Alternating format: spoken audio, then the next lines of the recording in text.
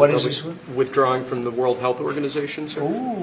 আনুষ্ঠানিকভাবে বিশ্ব স্বাস্থ্য সংস্থা ত্যাগ করছে যুক্তরাষ্ট্র, যা শুধু কূটনৈতিক পদক্ষেপ নয় বরং বৈশ্বিক জনস্বাস্থ্য ব্যবস্থার জন্য বড় ধাক্কা। দীর্ঘদিন ধরে সংস্থার সবচেয়ে বড় অর্থদাতা ও প্রভাবশালী সদস্য হিসেবে যুক্তরাষ্ট্র যে ভূমিকা পালন করেছে তার অনুপস্থিতিতে রোগ প্রতিরোধ, জরুরি স্বাস্থ্য প্রতিক্রিয়া এবং গবেষণা কার্যক্রমকে সরাসরি প্রভাবিত করতে পারে বলে সতর্ক করছেন বিশেষজ্ঞরা। WHO এর বাজেটের প্রায় 18% অর্থ এতদিন যুক্তরাষ্ট্র প্রদান করত।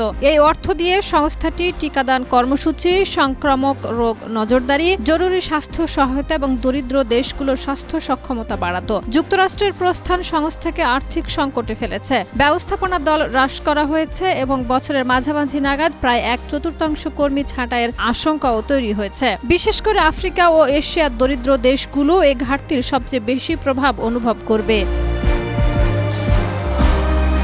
WHO বৈশ্বিক রোগ নজরদারিতে গুরুত্বপূর্ণ ভূমিকা পালন করে। নতুন ভাইরাস বা মহামারী শনাক্ত এবং তথ্য বিনিময় এবং দেশগুলোকে প্রস্তুত করতে সহায়তা করে। যুক্তরাষ্ট্রের মতো প্রযুক্তিগতভাবে শক্তিশালী দেশের অংশগ্রহণ কমলে এই তথ্য প্রবাহ দুর্বল হতে পারে। বিশেষজ্ঞরা আশঙ্কা করছেন ভবিষ্যতে নতুন মহামারীর মোকাবেলায় বিশ্ব একযোগে কার্যকর প্রতিক্রিয়া জানাতে অক্ষম হতে পারে, যার প্রভাব যুক্তরাষ্ট্রেও পড়বে।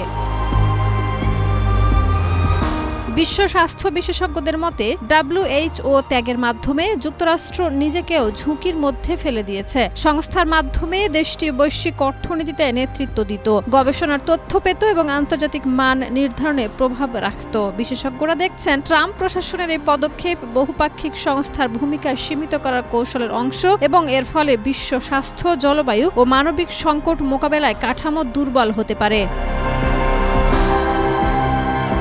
WHO এখন ইউরোপ, চীন ও বেসরকারি দাতাদের উপর নির্ভর করবে। তবে যুক্তরাষ্ট্রের প্রযুক্তি, গবেষণা ও রাজনৈতিক প্রভাবের শূন্যস্থান পূরণ করা সম্ভব নয়। এই প্রস্থান শুধু সংস্থার জন্য নয়, বৈশ্বিক স্বাস্থ্য ঝুঁকি ও আন্তর্জাতিক সহযোগিতার উপরও প্রভাব ফেলবে।